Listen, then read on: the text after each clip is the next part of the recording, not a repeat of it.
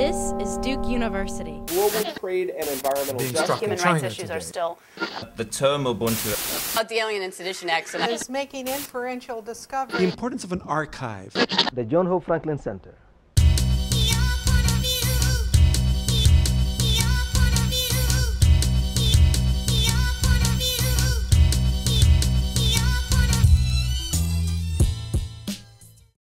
For generations of African Americans, the idea of the colored waiting room in a bus station or in a train stop was a normal part of black life. Segregation in the American South meant that blacks and whites had to be separated. And though it was often thought of as a source of shame, the waiting room, the colored waiting room, was also a place where African American culture vibrated and came alive. Guthrie Ramsey, in his new recording, The Colored Waiting Room, takes us back to those moments. And we're also joined by Professor Cathy Davidson to talk about her new book, Now You See It, where she looks at the impact of digital technology and a culture of distraction. I'm Anthony Neal, and this is Left of Black.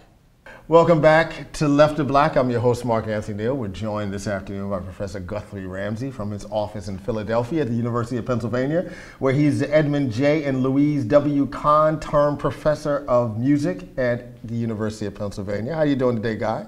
Great, thanks. Happy New Year. The author of several books, including Race Music and a forthcoming book on pianist Bud Powell. But today we're going to talk about that other part of your intellectual public life.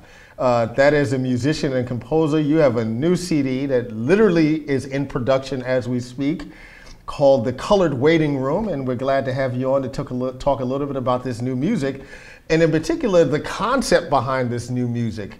The Colored Waiting Room. Talk a little bit about that title. Well, The Colored Waiting Room is, of course, a reference to those historical spaces that black passengers had to sit in before they moved by rail or by bus.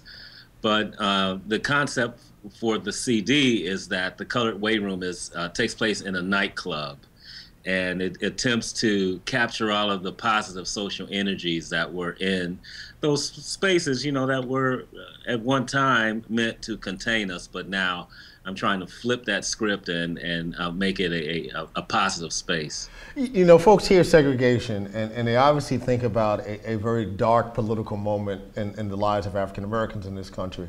And we can riff on that and talk about the dynamic of things like the Chitlin Circuit, you know, which was a broader metaphor for these, you know, ideas of these colored waiting rooms. But part of what your music does and part of what you're suggesting is that, in fact, so much of black culture was nurtured and cultivated in these spaces, right? Whether it was in the vernacular language that black people shared, literally waiting in colored waiting rooms, waiting for those buses or those trains, or the way we literally cultivated and nurtured a broader black expression musically, visually, in terms of our vernacular language, educationally, right? If we think about HBCUs in this context, it really is an important part of our history, but one that folks seem to want to run away from, you know, very quickly. Right. You know, we all know the horrible stories about those times, and in no way am I trying to make them all terrific and wonderful and nice. But at the same time, as you know, so astutely recounted just now, that there was so much living and loving and yearning and desire and all of the, you know, the stuff of human life that took place in those spaces. And I think music is a great, you know, place to explore some of that stuff. And so that's what the CD is about. There's a graduate student here at Duke University by the name of Darren Mullen, and he's doing an interesting project around black music, but particularly live black music. And I can remember when I was younger, both when I was a child, but also as kind of a developing scholar, I really loved the music of Julian Cannonball Adderley, because he seemed to always want to capture the music in this live setting. And besides the brilliance of the music or Joe Zawinul's compositions, the thing that always attracted me to Cannonball Adderley's music was the interaction that he had with the audiences, right? It was almost its own musical soundtrack. Listening to folks in the crowd, respond, give a hey, give a shout, and all those kinds of things. And I remember talking to one of your fellow pianists, Onaje Allen Gums, again, when I was developing 20 years ago, about whether or not he sought or heard a difference in how black audiences would respond to his music in live settings versus white audiences.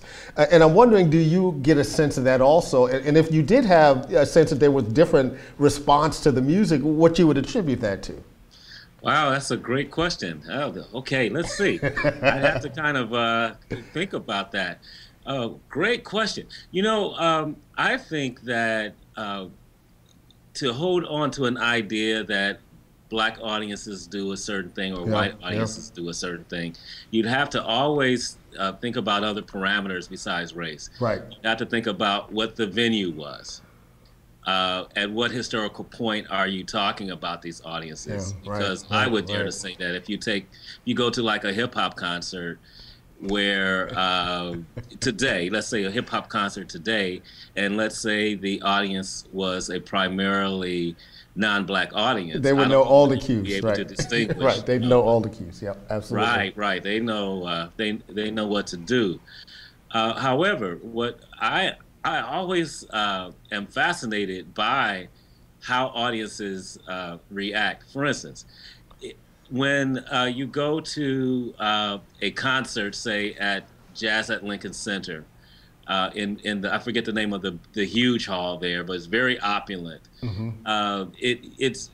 It's hard to get that kind of stomp down, gut bucket feeling. Because it's really a classical music space. I mean, that's what Wynton wanted, right?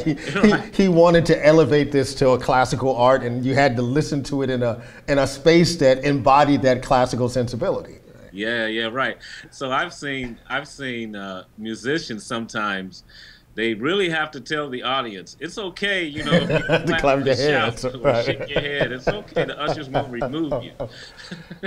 I mean, how much is that? Because I would argue you see an element of that amongst younger audiences also, particularly when we're not talking about popular R&B or pop music or hip hop, but when they're also listening to jazz music and older forms of vocal music, they tend not to be responsive also. And how much of that would you attribute to, because part of what your broader argument is here, we learn our cues on how to listen to music in the communities in which we listen to that music. And so many black folks, I mean, prior to, going back, prior to the last 20 years or so, they learned those cues in black churches. How to respond, the call and response dynamic of it. And call and response almost seems like a lost art in popular music these days, though we still see vestiges of it, obviously, in gospel music. Mm-hmm. Yeah, it's, as a father of musicians, it's been very important for me to pass certain things along, and that idea that you go into a space, a musical space, and you participate is something that's very dear to me. And then I always wanted to pass that along. It's interesting when I'm teaching the history of jazz course, and more often than not, I'm taking a huge, class to a nightclub or something like that, with me. And one of the things I have to, whereas some cues you might grow up with, if you didn't grow up with it, culture can still be learned, and you tell them and you encourage them along the path that you want them to go. So you tell them, after solo, it's okay to clap. If something moved you into music, and oral declamation is definitely in order, it's okay to say, go ahead. We're here with Guy Ramsey, who is a professor at the University of Pennsylvania, where he is the Edmund J. and Louise W. Comm Turn Professor of Music, author of the book Race Music, and a brand new book that's forthcoming on the music of jazz pianist Bud Powell. And we're talking today about his new CD release, the colored waiting room. We had a long discussion a few months back.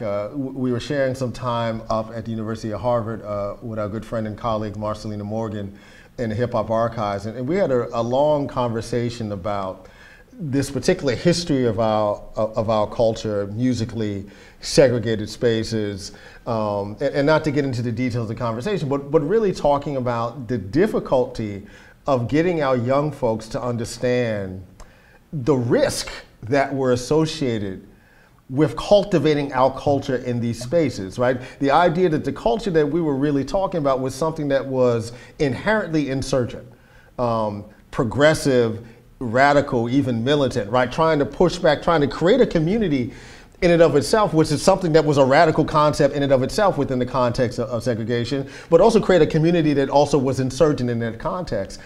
Do you find that it's difficult in the classroom to really get young folks to really understand the broader culture of Black music, you know, even as they understand all the notes, even as they understand the melodies, even as they can read the charts, but to understand the cultural realities that produce this great music? You know, it is a challenge, but what I think my approach has been is that you have to come at it in more than one way. You can't just come in there with your CD player and play some tunes and expect them to get all that, right? You have to use photographs. You have to use film clips. You have to show them historical venues. You have to have them read testimony. You have to get the structures of feeling out of novels that might have been written at that time. You know, if you come at them with this multi-mediated approach, they really can get it, but you can't expect them to automatically understand all of those structures of feeling just because, you know, you're sitting there bobbing your head to the music and really enjoying yourself. You really have to work hard to fan up all of those social energies, or as many of them as you can, in the classroom. And you have to take them out and let them see that the music is still living, that it's out there. And one of the most important things that I've learned is that you have to get them to understand at what great sacrifice many of these musicians made the art that we sit around today and call a masterpiece or a classic, that in fact they paid dearly a lot of times to make that music. And if I can get them to identify with the artist, they really do get some of that of what you're talking about, which I think is very important. Talk a little bit about the CD specifically. Who are some of the people who have contributed to it? I know you had the chance to work within several studios, including with folks like the legendary Bobby Eli. Talk a little bit about actually making the recording. Well, you know, I started out making this recording like I always do. I come up with some ideas. This time I took a small group of musicians, you know, chose some musicians, and I think I had about 4 tunes written by then. And we went to this farmhouse up in Connecticut for 3 days. And the literal woodshed, right? Yeah, it was literal, right. And you know, I paid the cats to come up there and spend some time with me. And it was at this a religious organization actually called Promisec. And it was a dormitory style, you know, sleeping, and there was a kitchen, so I was cooking for everybody and teaching my music. And at the end of the weekend, we had, you know, at least 4 tunes, 4 of the new tunes learned, and you know, a little bonding took place, and we gave a concert on that Sunday afternoon after we left. And then I felt like I had some momentum going. You know, once you get some tunes written and rehearsed, then you feel like you can move to the next step, and that is to I call it breaking the ice off the tunes, and you know, play them live, you know, in a live event. And I happened to be teaching a history of jazz course that same semester, so I invited the class out, you know, really just booked out the club and played you know, a couple of sets of music for the class, and then I was on my way. And then the project kept growing and growing and growing from there. And you had the chance there's some spoken word poets that are involved in this project also. Yeah, I have singing, and you know, my kid is singing, and then a brilliant jazz singer. Janice King is singing a piece I arranged for her, and I put some poetry on this CD, and a young man who goes by the name of Chris Sims. He basically is a rapper, but I looked at some of his work. I said, this work is quite powerful if you just read it too. You don't have to put the rhythmic aspect on it. It can be just read. And he discovered a part of himself in this process that he didn't know that was inside of him. Right. I collaborated with the poet Elizabeth Alexander on a piece that I set to music. And also there was another Penn PhD, Cathy Schultz, who is a Baraka scholar and a spoken word artist, and she, actually composed a poem specifically for this project, which was a real honor. Talk a little bit about your teaching. I know you're teaching 2 fabulous courses this upcoming semester. You're teaching a course on women in jazz with your colleague Salamisha Tillett, but also teaching your first, as you described it, your first hip-hop class. Talk a little bit about these 2 classes. Well, the History of Jazz course is, I'm team teaching with Salamisha, who is, by the way, an award-winning teacher. Right. She's, recognized as a master teacher, so I'm really looking forward to getting to the classroom with her and just picking up some tips, actually, because her students adore her, and I want to, pick up on some of that. And the course is called Jazz as a Woman, and we want to approach it in 2 ways. In one way, we want to talk about jazz as what it is. It has been a masculinist discourse, but we want to deconstruct that by understanding what roles women have played in the history of jazz. And so we have, going to teach Billie Holiday, by Farrah Griffin, and Hetty Jones. We're teaching her memoir, which, as you know, has a lot of musical references in it, and so on. Yes, it does. Now, the hip-hop course is, it's really exciting for me because I've always included hip-hop in courses, but I've never put the pressure on myself to only talk about hip-hop the entire semester. I'm usually teaching the full sweep of the history, And so I'm approaching it from 3 avenues. One is to deal with it as sound organization. Both in the DJ stream and in the MC stream. Right. And I'm also talking about it as a historiographical discourse. There's a lot of hip hop, as I've learned as I was putting this bibliography together, there's a lot of writing. But there's not a lot of reflection on what historical patterns have created the writing out there. For instance, a lot more has been done in jazz in terms of understanding who the critics were and why they would have written in this way at that time. And I'm going to try to situate all of you guys out there, see what kind of what has driven this this discourse, which is so important in today's cultural criticism. But I want to step back, and I think I'm kind of uniquely positioned to do it because I haven't been generating primarily hip-hop scholarship. Right, you've been writing about music, Yeah. So it's going to be really, really cool. And the other thing is I'm going to deal with some visual culture in hip-hop, both in film and photography. And given the work that your wife does, of course, you can't escape that. Right. In a real way. That's the influence, And interestingly, I should add that I'm actually beginning the course by dealing with Gordon Parks. Right. Because I'm dealing with, I'm going to start this hip hop course by dealing with the 60s and dealing with Alondra Nelson's new book. And, Baraka's Black arts movement. For instance, I'm trying to understand what is the difference between a movement and a culture. Right. We don't talk about hip hop movement. We talk about hip hop culture, right? But we talk about Black arts movement, right? Yeah. So I'm going to try to understand what that, the students and I are going to try to understand what the differences are. So I'm looking forward to it. And when will we see the Bud Powell book? The Bud Powell, I have 2 more chapters to edit. I have to say that colored waiting room just took over, and I couldn't get out that colored waiting room. I'm finally out. And I felt like those black passengers, you know, will they please let me out of here? Let me get to Memphis or wherever I'm going. But yeah, I have 2 more chapters to edit, and I'm looking forward to that. There's just there's a lot going on, man, and I'm just enjoying myself and loving it, really. And folks can read Dr. Guy Ramsey's original writings at his website, Dr. Musicology.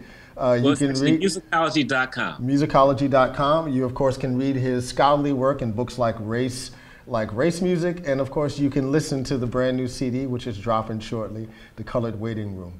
We'd like to thank Dr. Guy Ramsey for joining us this afternoon. He is the Edmund J. and Louise W. Kahn Term Professor of Music at the University of Pennsylvania. Thanks for joining us this afternoon, Guy. What a pleasure. Thanks, man. And say hi to Dr. Jones for us. Will do. Thanks. Take care.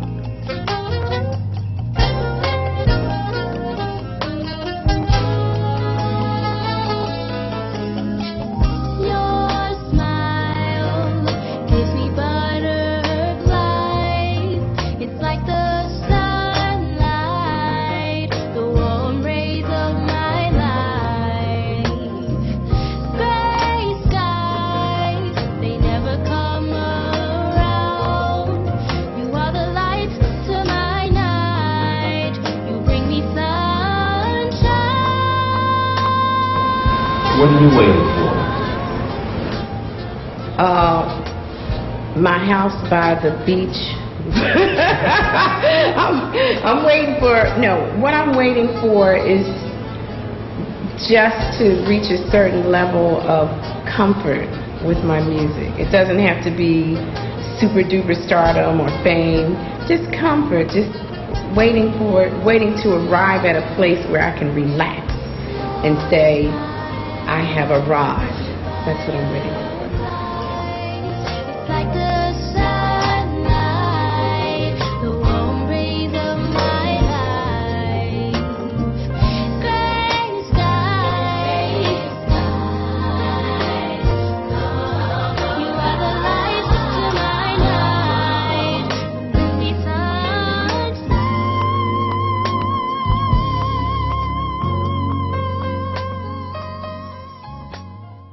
Welcome to Left to Black. I'm your host, Mark Anthony Neal. Happy New Year.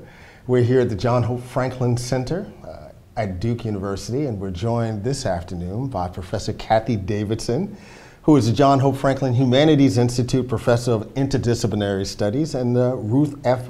DeVarney Professor of English, the author of several books, including 1986's The Revolution in the Word, The Rise of the Novel in America, The Future of Thinking, Learning Institutions in the Digital Age, which she did with David Theo Goldberg, MIT Press 2010, and her most recent book, Now You See It, How the Brain Science of Attention Will Transform the Way We Live, Work, and Learn. That's Viking Press 2011. How are you doing today, Cathy? I'm well. Thank you so much for having me, Mark. So glad to have you here at Left to Black Studios, here at the John Hope Franklin Center, which was your base of operation for a while when you were the Vice Provost for Interdisciplinary Studies. So in many ways, I mean, this building, you know, really has the mark of Cathy Davidson on it. It's good to be home. It's good to be home. Well, we're so glad to have you here.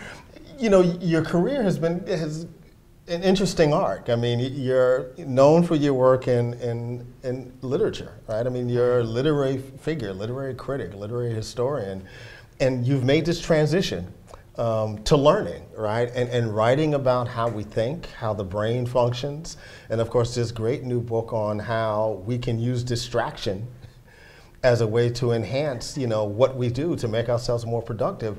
How did you make this transformation? It seems wilder than it is, because my first major book was Revolution in the Word, as you said, and that was about the last information age. It was what happened when mass printing and machine-made paper and machine-made ink made books available to the masses for the first time. A technological shift. Absolutely. A technological shift changed culture and democracy.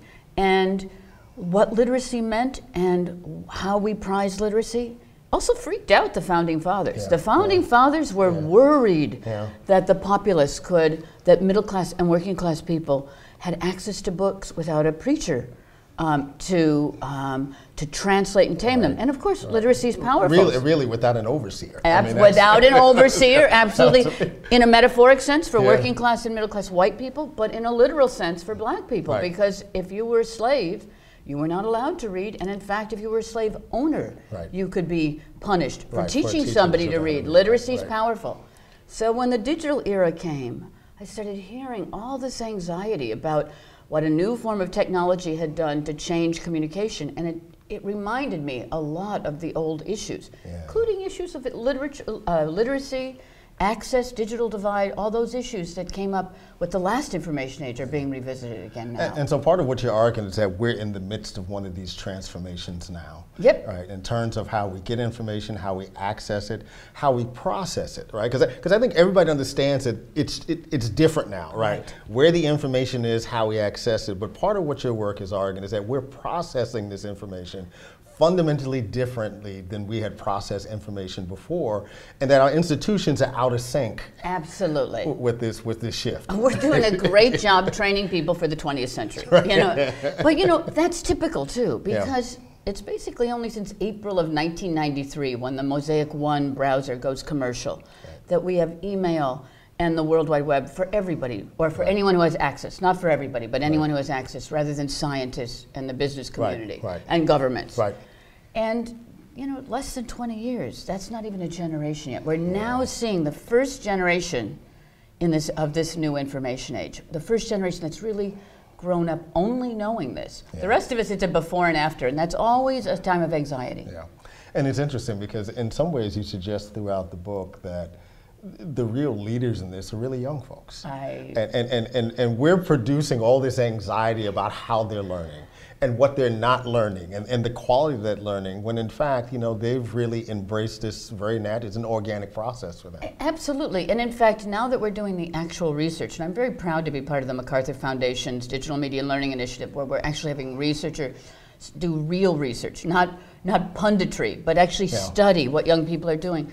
Over and over again, it turns out all of our misgivings are wrong. My favorite is we used to say, oh, young people don't read anymore and they can't read long books. Well, Scholastic Magazine, that magazine that's been doing the same kind of reader survey for 50 years, using the same metrics they used before, has determined that 15-year-olds today read more than their parents, and 15-year-olds today read more than their parents read when their parents were 15. And you ask any publisher and they say, well, yeah, young adult literature is saving publishing. That did not exist as a category before the internet. The same kids that are texting and doing video games stand in line to get the next issue of Harry Potter, or whatever the vampire books, or some really serious, powerful young adult literature that's coming out now, like the Hunger Games series, which is really deep. Series debut in the spring. We're here on Left of Black. We're joined by Professor Cathy Davidson, who is the John Hope Franklin Humanities Institute Professor of Interdisciplinary Studies, and the Ruth F. DeVarney Professor of English, and the author of the brand new book, Now You See It, How the Brain Science of Attention Will Transform the Way We Live, Work, and Learn. Let's talk about these young folks and technology in the classroom.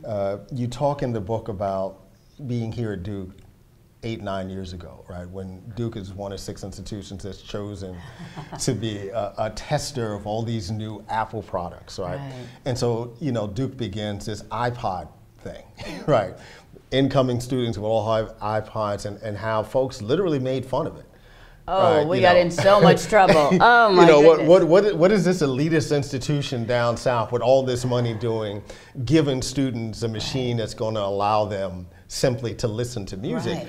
And of course, we know that so much more now. It's so different, right? You know, how many students now have access to iPads? And so, you know, everything is centered, right, through the technology, right? And you talk about how Duke was there, you know, cutting edge, trying to make those connections between this new technology and the classroom. Right.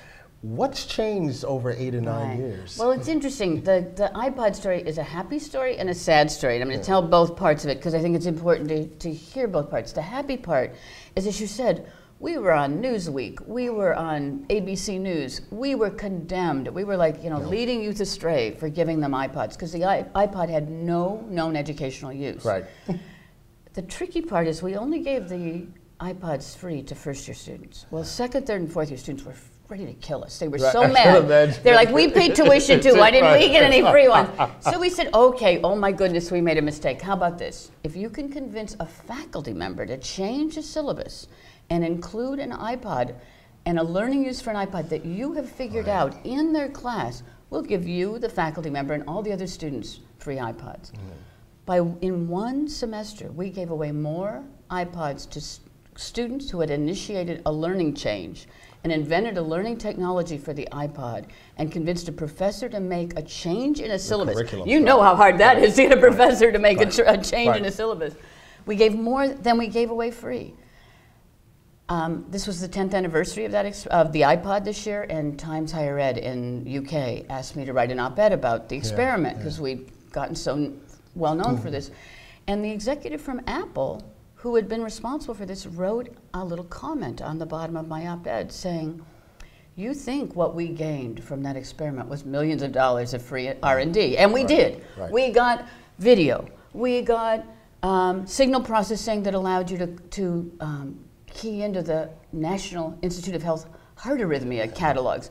We got podcasting from that. I mean, it was incredible the kind of R&D our students did for that experiment. So he said, but what we really got was an insight into the world. Because when you first did it, you got all this negative criticism, all this bad publicity. And people said you were going to fail. When you succeeded, silence. The media did not want to write about how education had changed, how a paradigm had changed, how students had, how faculty, you trained faculty to listen to their students and to take students' word for it and to make a change and to make an educational change to change the hierarchy. Silence. He said, you'll notice we've never launched an Apple product since that experiment where we focused on education. We talk about learning at home.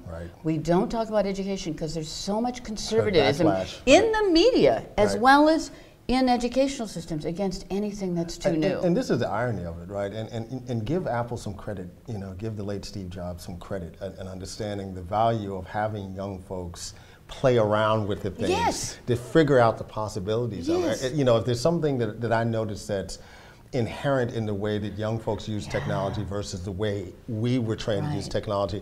The technology was always dictated to us, right? This is what you do with it. And these young folks, without even blinking an eye, try to figure out how they're going to adapt the technology to their lives. Absolutely. And their experiments then drive the technology and the research and design. I mean, it's a really, I mean, Facebook is the best example of that. You know, all these changes that Zuckerman comes up with, you know, every 3 weeks are things that are generally driven by users. You know, how they use it, how they want to use it. And so, and that becomes part of this fundamental shift. Totally. Actually, when we did the iPod experiment, a bunch of faculty wrote saying, yes, we'd like to be engaged. Could you send us the instruction manual? And you're right. It was brilliant of Steve Jobs to say no instruction manual. We want people to learn by doing. And of course, now you see it, that's what I think is the method we need to have as our fundamental learning method for the 21st century is learning by doing. I have a 9-year-old daughter. She goes to public school here in Durham. It is a race to the top school, which sometimes I'll sarcastically refer to as iPads in the hood. Yeah, yeah, right. And of course, there's been a lot of debate. I mean, in some ways, this is President Obama's response to No Child Left Behind, right? How do we come up with some legislation that puts the conversation? And folks intuitively understand the value of technology for young folks to learn, but also as we think about the future of America, right, being technologically driven. Can you talk a little bit about the disconnect between young students, 9, 10-year-olds, having access to this technology, but at the same time, the classrooms and the curriculum still being rooted in things that, 19th century really, right? Absolutely. Almost everything we think about as school and work were taught to us in the 19th century about the industrial age. Here we're in this new learn by doing age, but our classrooms are still based on the old hierarchical model of teacher in front, students there, testing at the end. Multiple choice test invented in 1914 during World War I to deal with this, how is that relevant to the way people learn today? It's partly my, pet peeve to take a technology and just dump it into a school. On the other hand, I've spent a lot of time in schools lately, and in some of the schools I've been to, there's so little actual intellectual work going on that I'm so happy those kids have iPads because they are learning. It's like they're having to teach themselves because if learning isn't happening in the classroom, they're learning on the iPads. In the best classrooms, the inspiring classrooms, teachers have figured out how to be co-learners with their students. And I mean, it seems tragic to me to have these incredible new technologies which also present opportunities and challenges, and we're not teaching kids about those challenges. It's frustrating because you almost imagine it's going to take another half generation before we have teachers that have come of age in this information moment in which the use of this technology is so natural to them that they'll figure out ways to really impact the kids in the classroom. And that's a great way of looking at it. It may be that Race to the Top is an investment not just in these students, but in the best of these students becoming teachers to teach the next generation. In that case, it's a really wise investment. Actually, that's the most optimistic thing I've heard in a long time, that we're really training a future generation of teachers.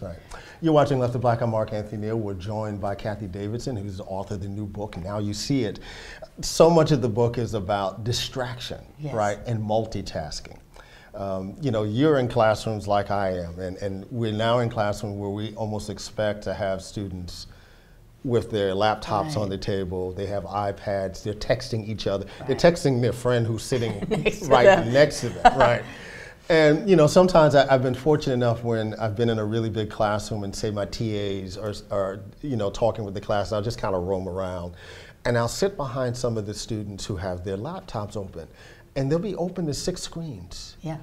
Facebook, shopping, email, but they're also taking notes.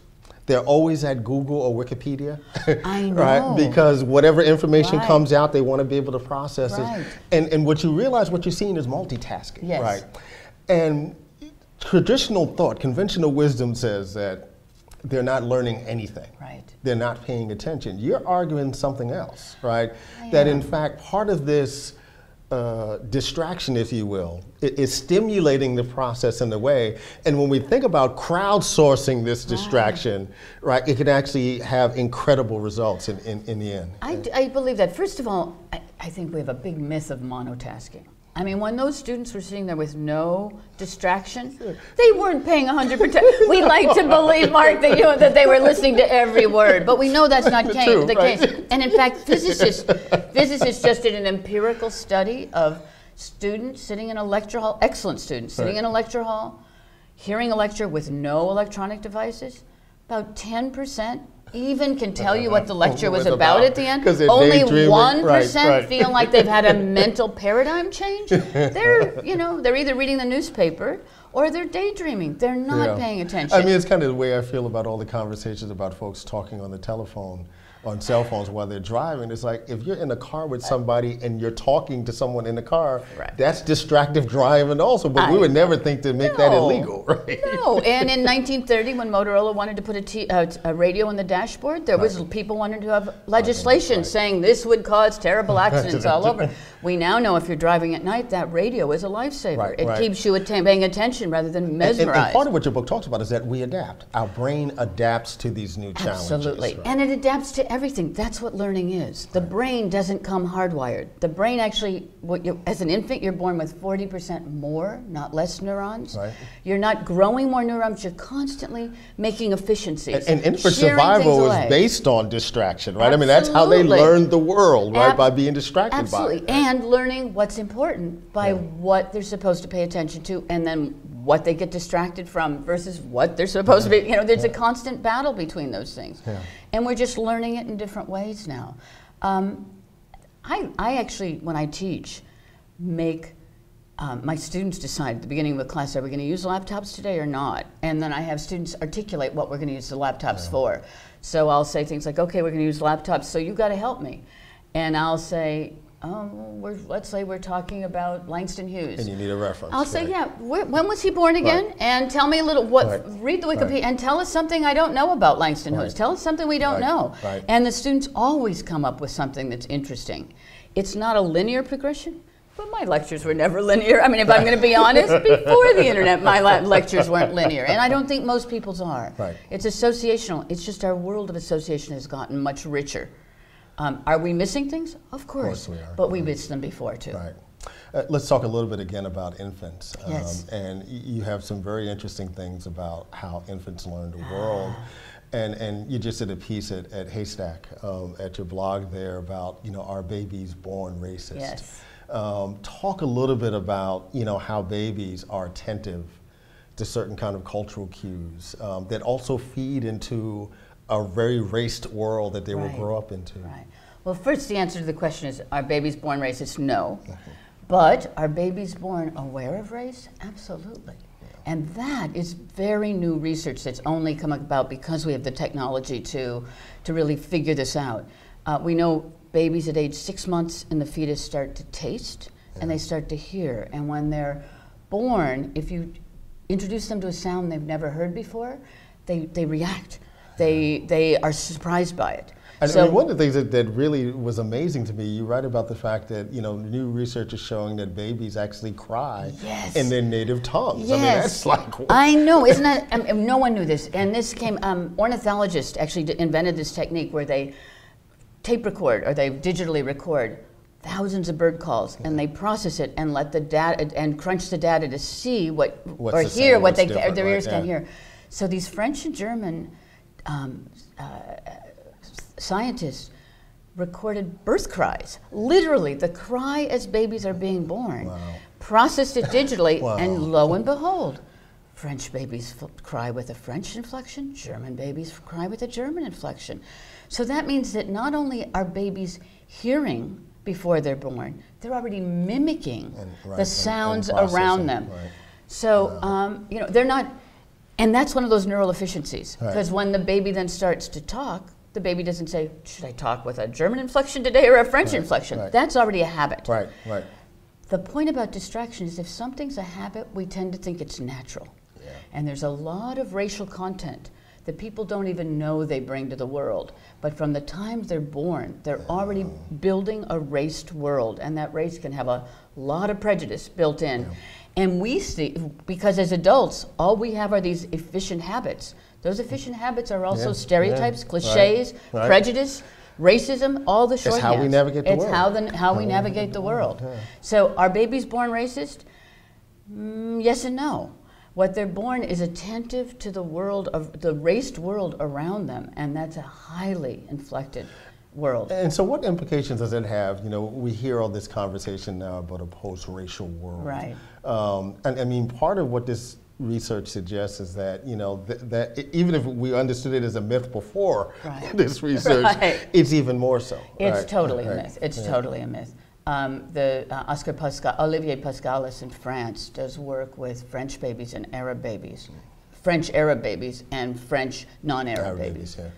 And at 6 months, they can recognize the differences in language, in taste, in a physical appearance of each other's.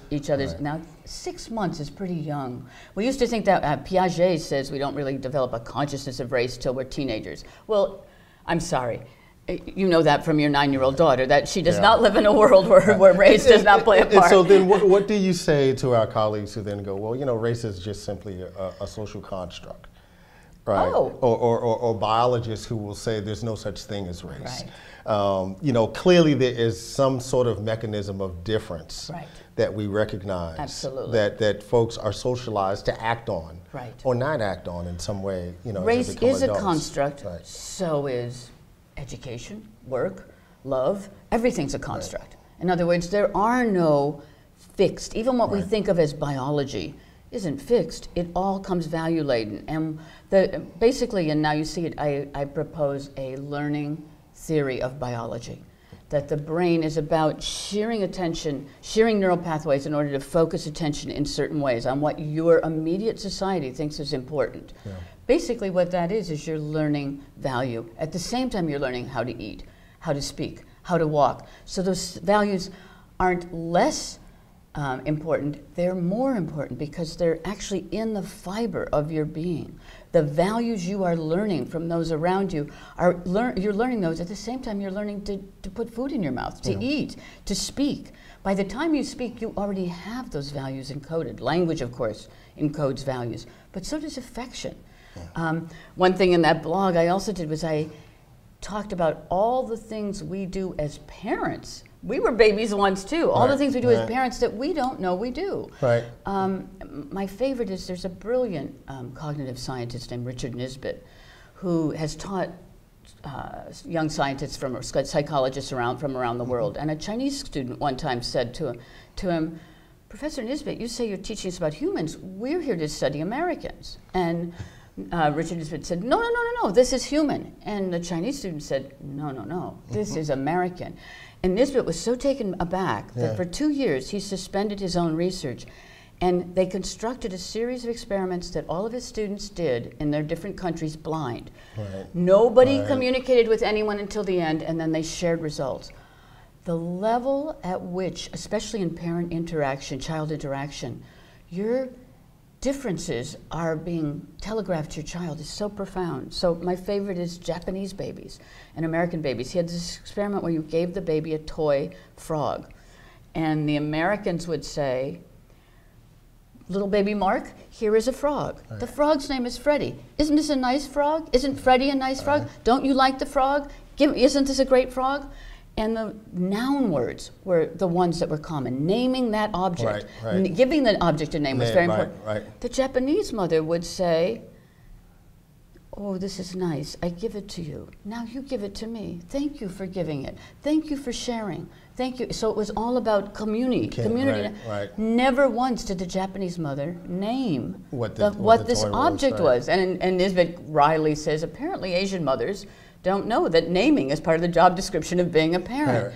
But you think about that and you think, even on the level of grammar, we're talking about social values. In one, it's really important to know, A, B, C, D, is this a frog? Is this a cow? What is this object? In another, it's all about the relationship and the interaction and how if I give you something, you're supposed to give it back to me. And that's how we show love, is by giving it back and forth to one another.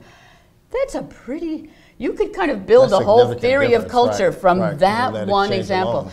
And what's interesting is Nisbett didn't know, and none of us would have known if he hadn't been wise enough to do this experiment. Same experiment, listen to same that initial controls. Student, yes, and listen to that initial student who was telling him something he had never perceived. The book is called Geography of Thought, and it's been very underappreciated, and I recommend it to everybody because it's shocking how much we don't know about how we know the world.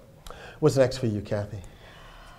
I'm thinking about doing a series of very short e-books on each of the topics in the book that people could use in classrooms or that parents could use, like one on parenting that might make parents aware of what their parenting styles are. Because the whole problem with attention and with paying attention is we don't know what we don't know. Until someone does the experiment blind in several countries. That's a line you say throughout the book. We don't know what we don't know.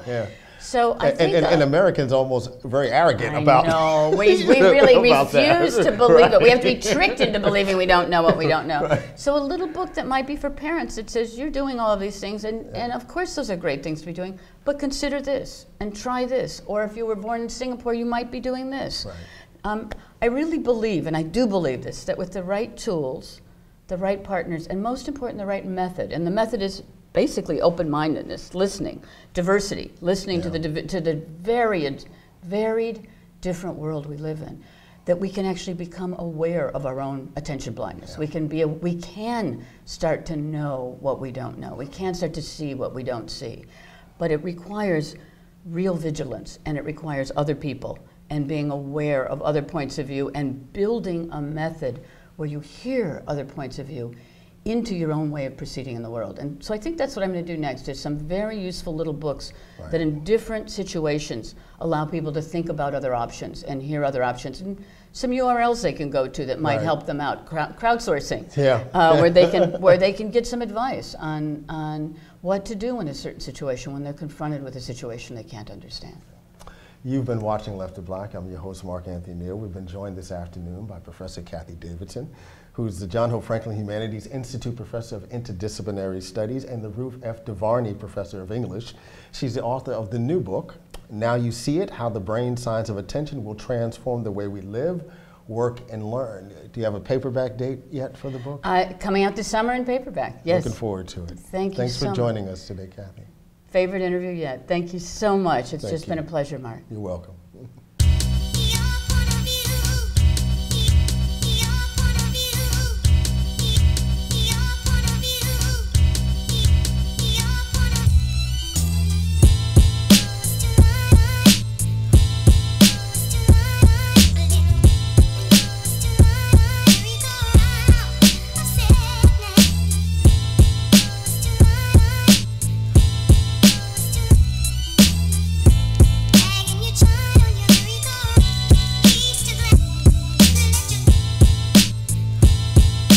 Produced by Duke University.